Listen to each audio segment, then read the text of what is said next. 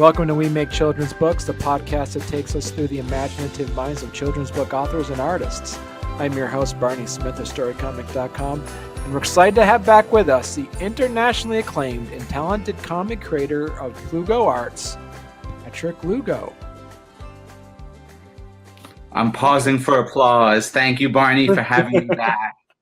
I feel like we've only just been hanging out casually, and now I'm back on the main stage. So, well, is this right? Because I've been on your show, I think, a couple times. You've been on, and it's weird that we talk to each other all the time, and you've only been on the show once. It just seems like it just doesn't seem like the math adds up. But I had to check again. You've only been a guest on the show once.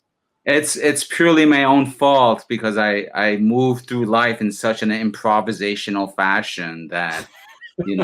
Like I force my friends to really kind of contort to like, okay, I can fit you in within a specific time frame, But I like to think of it as like I like to say it's the monkey in me, right? Like when they're swinging from vine to vine, they're not really scheduling exactly which vine they're gonna grab. They're just kind of reaching out and hoping that there's a vine that they catch before they go all the way down, right? So right. I like to think of it is that your way. year of the zodiac? Are you year of the monkey? Is that? Yes, according to the lunar calendar, lunar zodiac. Yes, I'm an earth monkey. Okay. So it's the earth that mellows me out, Right. Yeah. And I remember last time we talked about I'm a dragon, so I got that going for me. So yeah, that explains your magnanimity. Like you're magnanimous, and you've got that like people flock to you. I've been lucky to meet a few dragons, and they're always like a presence. So yeah. So, sometimes it's not really like that the presence you're hoping for, but it's something. yeah, exactly. Right. There's Smog, and then there's Puff, right? And there's a whole spectrum of dragons in between. That's right. Yeah. Yeah. And both of them kind of have this like smoky, Puff and Smog. You pick two that actually kind of have this. Surely coincidence, Barney. See? I'm more of like Whiff the dragon, I guess. Yeah, or Sick, right? Yeah. See? Because I noticed you had a beverage in your hand. Does that happen to be tea? And of what Of course sort? it's tea. It's a yogi tea as well. See? Yeah. Very nice.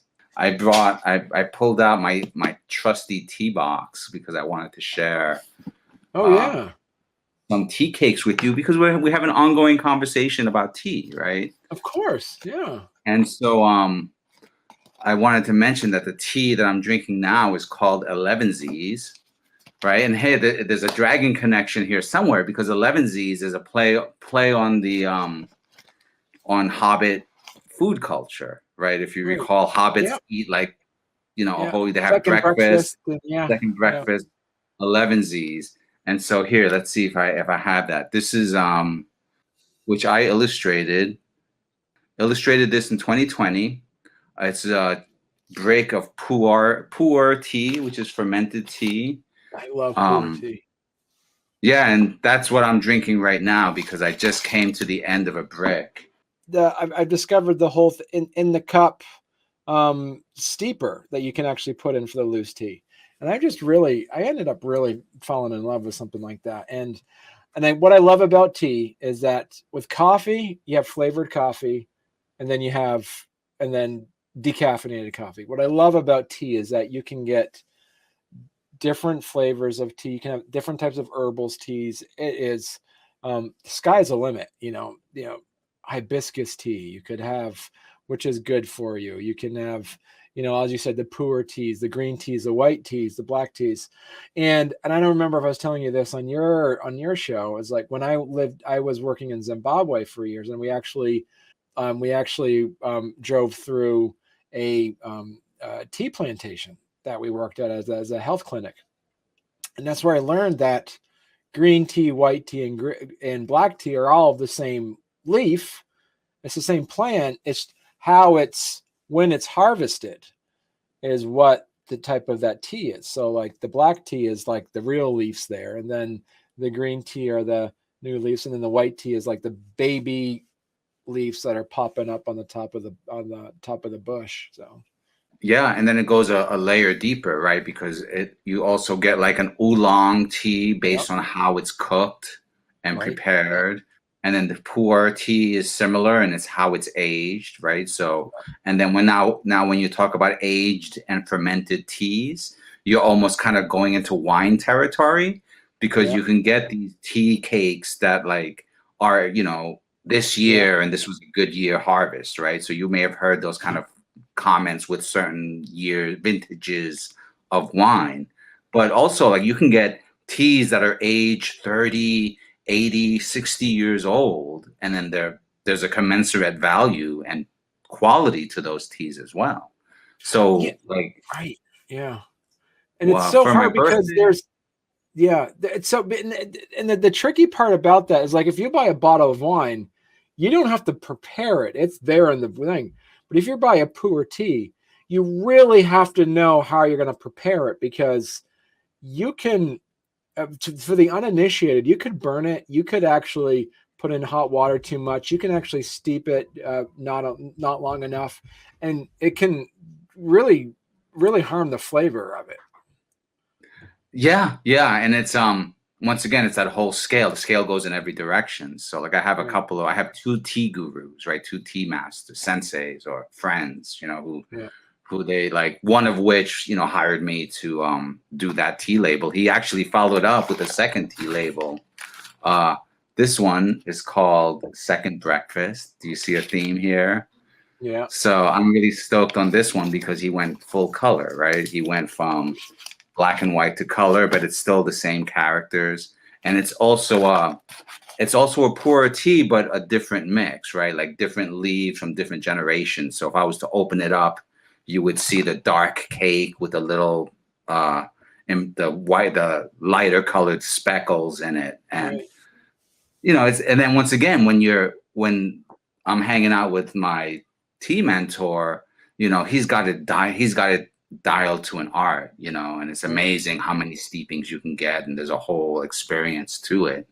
Right. But then I'm more of he makes fun of me. He calls it grandpa style, because what I do is I just have a pot with a basket and I put a lot in it and just steep a whole large amount. And then I Right. have my trusty thermos that I pour it into, which keeps it warm all day, and that's how I could just keep, sipping on my tea while I'm at the art table. And, Right. I Yeah. don't set up the space and do the whole meditative aspect. I'd love to, but Barney, I've got deadlines to meet. So I just need that motivation. I know.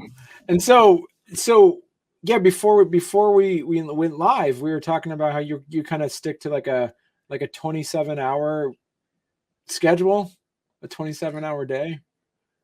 Something like that. Or it kind of was, I was being a little facetious, but it's also like the chaos of my organic sleep schedule. Like once I've been Right. liberated from the commute and like the standard 9 to 5, you know, I can pursue my efforts in accordance with my motivation and my energy. And sometimes what I have found is like, people spend a lot of time trying to sleep, but not really sleeping, right? Right. So Yeah. I've just decided I'm not going to try to sleep. When I'm tired enough to sleep, it's going to happen. And then when I'm not, if I've rolled around in my bed more than once, I might as well just go out for a midnight walk with the dog, and then log a couple of hours in at the computer, and then I'll feel it. Okay, time to go to sleep. Then I'll go to sleep. Right. Now, did I tell you that when I was in Niger, we had drinking the Tuareg tea? I told you about the Tuareg tea.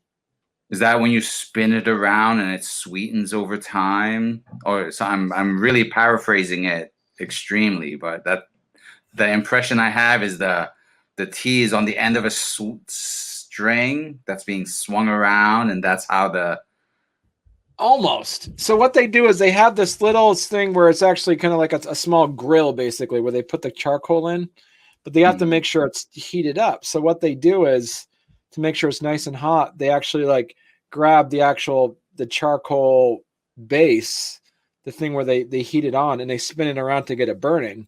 Then they set it down, and they have a teapot. So what they do is they open up a packet of, like, it's called gunpowder tea. Are you familiar with that term? Like, it's Yes. bullet is basically little tiny rolled up tea balls, and it's mixed in. Hmm. It has a Moroccan mint to it.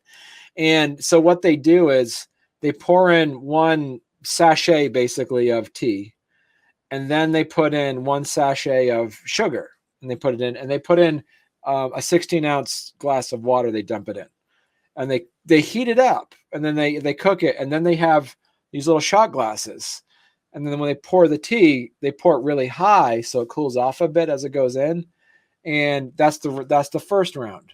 So that first round of tea, you drink it, and it's really bitter. Like, it is, it's bitter. It's really bitter, and they say that first round of tea is bitter like love. And then what they do is then they do a second round where they don't add any more tea, but they add in another thing of sugar. So they basically take another sachet of sugar, put it in, put another 16-ounce cup of water on there, heat it up, spin it around. And all this time, you're just hanging out and talking, telling stories, because the entire process takes about maybe 2 hours if you're lucky. Usually it goes longer. So then they spin it around, set it up, and they do another shot of tea. And it's not and then it's when you drink it, it's not as bitter because it's not as strong with the tea. But they say, the second round is like strong like life or something like that, or bitter like life. No, the first one is strong like love. The second one is bitter like life. And you drink that and you get it done. And then you do the third round where they don't add any more tea. You still have that one sachet on. But then what they do is they add in another sachet of sugar, put another 16 ounces of cat water in there, close it up, and get it all heated up, spin the coals around and stuff. And then they drink it again. They do the whole pour it real up high and stuff and give it to you. And the third round, they say, is sweet like death. And it is sugar. Basically, it's like sugar water because you can barely taste tea at that point because it's the third round. They never add any more tea on there. And the entire process, there's theater and performance and just storytelling because you're hanging around and you're watching like an artisan work on making this tea. And it is some of the most amazing stuff you can do. It's so fun just hanging out and doing that. And I remember taking back with me when I left the Peace Corps, and I brought back my own Tuareg tea set. And I made it once for my family because the theater behind it is actually pouring the tea high and getting the coals going and stuff like that. But it's not a hard art form to mess up because the ingredients is pretty simple. It's tea and water and sugar, but it's how you do it. It's actually the ritual behind it is the actual the part to make sure you get down pretty good. But yeah, that was fun because the tea is kind of specific, as I say. It's the bullet tea with mint, so you have that in the Moroccan mint on it as well to kind of give it some of that flavor to it. So yeah. What's also interesting about that, because I love that story, but there's similar parallels in terms of like the number of steepings and how like the tea, I think it's been described as like when you just steep it and it's really light, that's like the heaven aspects. And then as you steep it and it gets darker and darker, it's the earth aspects. So it descends from heaven to earth. Whereas at the bottom, at the dregs and the most bitterest stuff, that's, the earth. Right. Yeah. But speaking to one of my other people that I know who's written books on tea, and he gave me an interesting spin about how tea and colonialism kind of interacted. Like we all might remember the English colonialism going to China, trading in tea, right? All the tea in China, the Boxer Rebellion when China tried to fight back and get England, or the British Tea Corporation, I think it might be called, who was using the tea and engage in colonialism. And one of the factors that they did because of that rebellion was that they stole tea plants and brought them to other British colonies in India and in Africa. And that's how the Right. tea that originally started in the mountains of China made their way to these other continents. So if you were to ask someone who specializes in the Chinese tea, those rituals like the one that you described, as well as the use of milk and sugar, were a response to the new teas that were coming in from other colonies because they couldn't get the original tasting tea that had been Right. discovered in China. So Yeah, that's right. Because I know when I was in some of the British the British colonized African countries, they had no, it was in Pakistan. When I lived in Pakistan, they had the milk tea, which was just basically it was just milk and sugar and then it was just some tea flavor to it. But that was super sweet stuff too. Yeah. Right. Well, you think about like those, that was a stop on the Silk Road, and those tea, right? Those teas, specifically tea dochas, like the bullets or the small little cakes, that was currency for those stops. So Right. yeah, amazing. One plant, and a whole range of histories and uses and flavors. Right. Yeah, in different parts of the world, like you have the tea there, then was it like tobacco from North America, and coffee came from South America, right? I believe so, yeah. Yeah. No, I think actually coffee came from Africa and then went to South America with Maybe. Spanish colonization. Right. Because I think coffee made its way from Africa north through also on the Silk Road, and it had its whole impact on on the early stages of Islam, where it had to be addressed, right? The prohibition of alcohol. Did coffee qualify? Right. That's right. So coffee have originated in Ethiopia is the standard. Yeah. Yeah. And and coffee actually is a nut. A lot of people think it's a bean, but it's actually a nut. So yeah. Right. Yeah. It's the peanut that's a bean. Yeah. Yeah. Which I And then the know from when coffee I bean did is actually a volunteer nut. work in Africa. Yeah. So Patrick, I wanted to talk to you about you. I really want to also kind of talk a bit about your latest book, which is different. It's kind of a different adventure than you have with a Tiger's Tail. It's I want to make sure I say it right. Lucy Veloz. Veloz. Yes. Like Velocity. So Lucy Veloz, the high flying princess. This is a special little project. I am not the originator of the concept. This is a collaborative work wherein the writer is a longtime friend and collaborator, and he had me, help develop this project because he had this vision for a young sci-fi superhero princess that was also of Latinx origins, right? Like I couldn't say she was from Latin America because this is a sci-fi world, a whole new planet where she's the princess of. But it's rather than being a graphic novel, it's more of a storybook, right? Small chapters for the young reader, ages around 6 through 8. Who want to see the adventures of a Latina princess who saves herself through her inventiveness. And so it's not necessarily it's almost like an illustrated storybook in a way, right? Is that? Yes.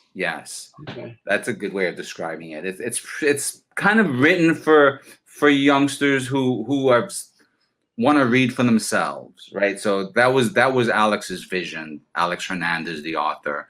We were also he was one of the editors for the anthology that I was a part of called Speculative Fiction for Dreamers.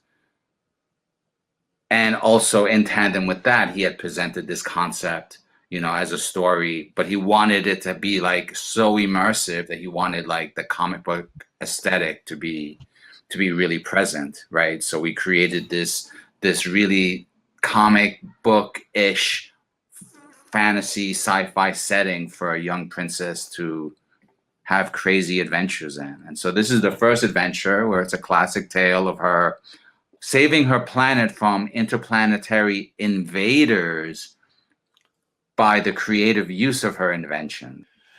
And how was this? How was illustrating this book different than when, like, with your Tiger Tales kids comic? Rather than just draw a scene, you know, like you'd have to do with a comic, I wanted to really like create a whole world in one scene. In some of my other updates, I kind of went into details of like how that wallpaper was created and added, you know, I created like a 3D space so that that wallpaper could recede in accurate 3D, even though there's a kind of a fantastical lens flare effect where you can see the floor and the ceiling of the room at the same time. So it was like these kind of things, which, you know, when you're trying to generate comic pages, you don't really have as much time to really plot out these like nuances, you know. And then so like if you see the inventions that are strewn throughout the room, each one of those inventions is an individual illustration. You know, on the page opposite it, you can see her, let's name that her air visionoscope something something invention, right? Like you see it spotlighted on one page, but then you also see it just as one item in her many inventions, just in her bed, in her messy bedroom, you know. And so, and then the same is true with like the pattern of her bed and her cat, you know, her bed, those that also has a bit of a history. You know, there's a lot of these little elements that kind of create the character in just that one image, you know. And that's something that you don't often get to do in comics because you're depicting things for the purposes of telling a story, whereas here I'm telling a story through the images that I'm depicting. You know, like you can barely even see it, but on that techno screen that she's looking at is one of the first comics that the author Alex Hernandez and I worked on. So you'd have to, you know, this is a digital image, but like in the printed book, you can kind of look really closely and you'd be able to see, oh, there's a little comic sequence going on because that's a comic that Alex and I worked on many years ago.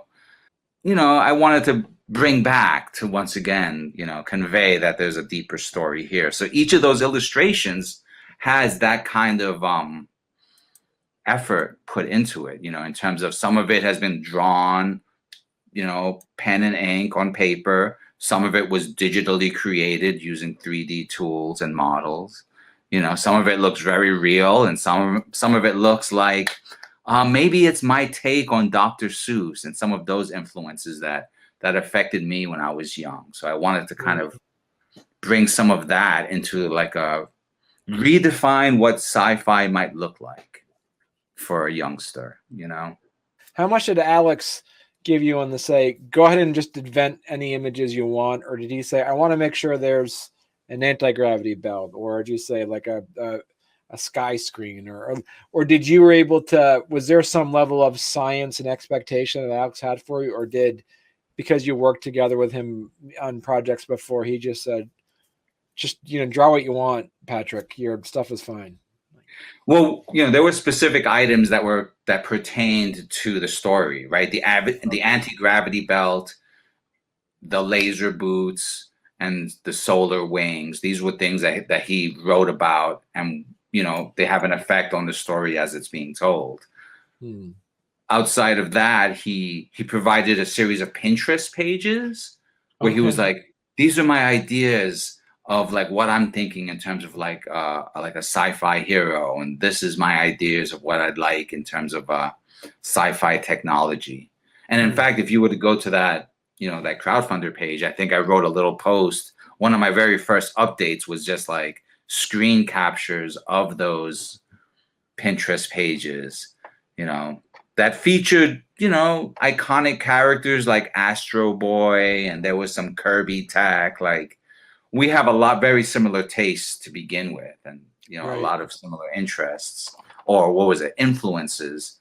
So that we were already simpatico on that level, and then once he sent me those Pinterest boards, I sent him a few sketches that were just ideas of what I'm thinking, for the series, like the style. We went back and forth on you can even play that little video up there if you wanted, but like some of those things I just kind of presented to him generally. There was another full page illustration that I went deep on in terms of like the 3D of the architecture and the perspective of the city, right? I'm trying to invent an idealistic sci-fi city that goes a little bit beyond, what is already out there. And Alex, I would send Alex developmental sketches and some developmental art. Like what I did was I drew a few key scenes, and then we just went back and forth. Like I knew I wanted to introduce Lucy upside down floating in her bedroom. That's like one of the key scenes in the opening of the story, and it just was so fun to draw. So before I can get to that finished piece, there was one drawing where she was wearing a much more traditional princess gown, like the one you see her mother wearing, on the floor. But then I kind of changed it to be more of a jumper kind of suit because it tied into her sci-fi pajamas. And it just moved her forward, and it also made it easier to resolve the issue of her being upside down, playing with her anti-gravity belt if she was wearing a jumpsuit rather than a skirt. So it's that kind of thinking. And here's another example of an initial image that showed like ideas about what the city could look like without relying on the typical blues and silvers that people associate with like high-tech environments. Now, is this a series or this is a standalone book? The book is a standalone book. I know Alex has a few other stories that he's written, and it definitely it functions as an origin story in this case, right? This is the origin of how a young idealistic princess, becomes a hero, a young idealistic hero. And so from there's room to grow. Like each story is designed to be like a little bit of a lesson, but I think that's part of what we want to try and convey with the project. I've got the whole platform is an interesting experiment. So once again, Lucy Veloz being like an inventor and an experimenter, I thought would be the perfect project to bring to a new platform where I'm experimenting and, inventing a kind of a different way to crowdfund and get my projects out there. Now, so who's the book for? Oh, the ideal reader will be the ideal reader will be a youngster, age 6 through 8, and the parents of such children, right? Curious. They might have ideas of being inventive. There might be a young girl who wants to be a superhero, and there's still room for one more young female superhero in the world. So I like to think that I'm targeting this book to the cool aunts and uncles that I know, right? Like we finished the book as an ebook, and so the plan is just to send the files out to the printer by the end of this month, right? Okay. And then have the books in people's hands well before the holiday season, right? So I'm framing this as, I think this will be a great gift. This will be a chance for kids to step away from the screen or from the tablet and to have an actual book in their hand that, is sized appropriately for their hands so that they can carry it with them in their backpacks. And at the same time, my other books are also there in case you want to like catch up and build your library, right? I've got copies of A Tiger's Tale Volume 2. I've got copies of my little mini comic, Zong Q. That one is a short, quick little kung fu action. I've got some of the stickers that I designed for A Tiger's Tale. And then a few of the, my award-winning children's book, right? I've got some copies. So you know, if people want to buy one of those, I'll paint a little something inside of it to kind of really make it unique. And the idea is that this is, once again, the cool aunt and uncle who wants their kids to read more, right? Right. That's what I want this Yeah. project to do, right? Encourage Right. more literacy. So of them, A Tiger's Tale Volume 1 is written to be read by kids, but it's also written to be read by adults to kids, right? Well, I think, you know, the same is true for Lucy Veloz, right? Yeah, and it's like a big book. It's like 72 pages. Right. The hardcover is going to be include some back matter, right? Like some of the stuff that I was describing in terms of like how I built a page and how I developed some of the art.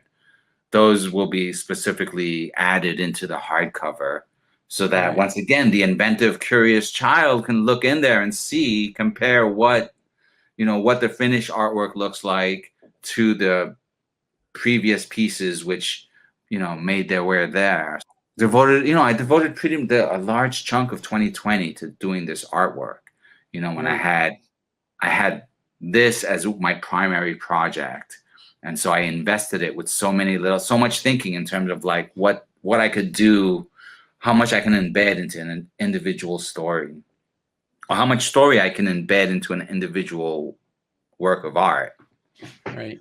Which is why I was able to create like a little worksheet where they could kind of play with their own spare time. They could check and compare their blueprints to Lucy's blueprints, that sort of thing.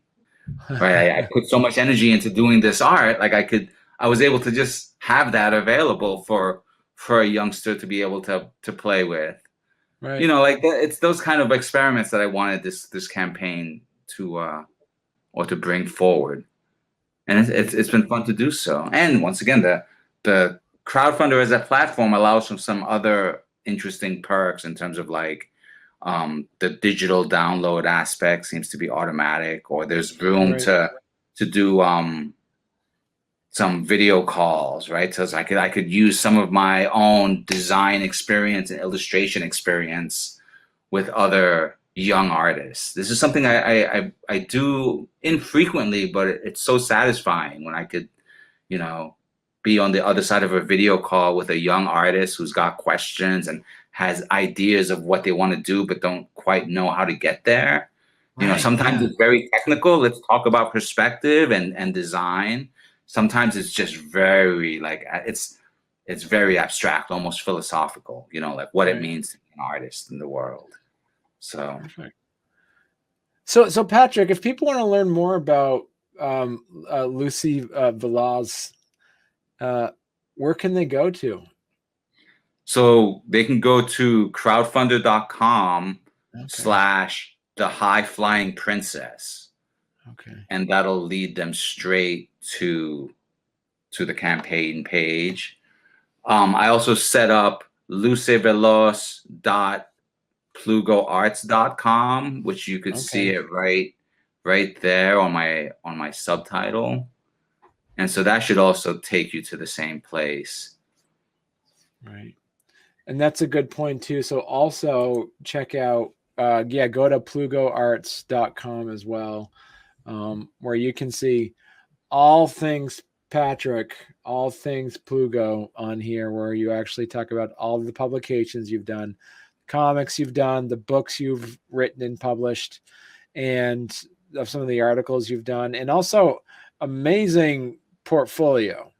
So definitely check out Patrick's work because it's it's high art but accessible in an illustration sort of way, which makes it really really easy for anybody to learn and check out and appreciate your style, Patrick.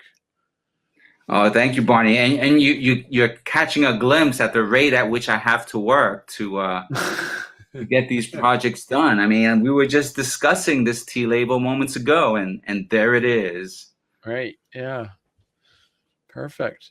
Well, listen, so Patrick, you're gonna have to come back on when you have your another project done, because being on 3 times, you get to be friend of the show. So you get Oh, the official I'm label. so excited. I'm like so excited to achieve that goal. I have to come up with a new project just to be able to do that.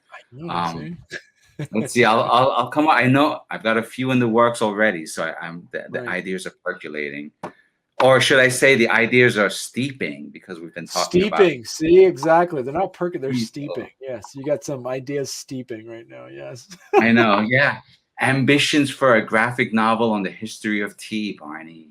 Right. Wouldn't that See? be cool? Right. Or you could do something where like there's like you can have like you can do this like superhero thing, and each hero is like a different type of tea or something. See? And yeah. Oh, so many possibilities. And there's also my guide to drag. I've got a list of ideas of like, which one can I get to? But when Right. I See? reach the 30 hours a day mark, then I think I'll have all of them covered, right? You'd be fine. Yes. See? You When can I, do when it. I can put in a 30-hour work day, then we'll Yeah. see some real progress. Awesome. All right. Well, thank you so much, Patrick. Barney, this has been an honor and a pleasure just to hang out, to talk tea, as well as projects and creativity. Did that accidentally rhyme? I'm not I think sure. it did. See? Yeah. See? Oh, Yeah. well, look at that. You're so fluid with creativity. It just happens right off the cuff like that. See? Yeah. It's pouring out of me like an overflowing kettle. What can I say? Yes. But I better be careful, because I'm here sparring with the grand master of dad jokes. So my puns may not get me that far. No, I'm more the one that like I'm not quick-witted. I just have the resources to find the information. That's all. I think some people call that wisdom, Barney. Yeah.